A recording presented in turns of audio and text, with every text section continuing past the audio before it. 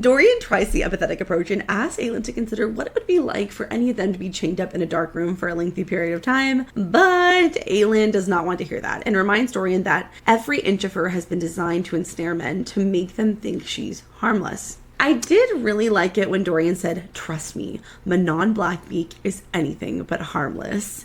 And I like this line because I feel like there's some double meaning here. Obviously, Dorian is referencing how lethal she is, but I also think he's talking about how she's dangerous for his heart because she's working her way into his little heart. Yeah. I 100% agree with that. Again, very excited to see how the relationship between Manon and Dorian plays out. But to get back to Aelin's reaction toward Manon, I do find it a little hypocritical of Aelin with respect to like how she is so unable to believe Manon could be different when Aelin herself was literally a trained assassin hiding who she was and quite literally used to think of herself and her power as this awful monstrous thing to be afraid of. On top of that, she should understand how awful it is to be imprisoned given her time in Endovir. Granted, they aren't treating Manon to the same degree Aelin was treated, but still, it just kind of surprises me that it takes Dorian being an advocate against cruel conditions to get her to consider that. I really appreciate that Dorian continues to be this voice of honor and compassion because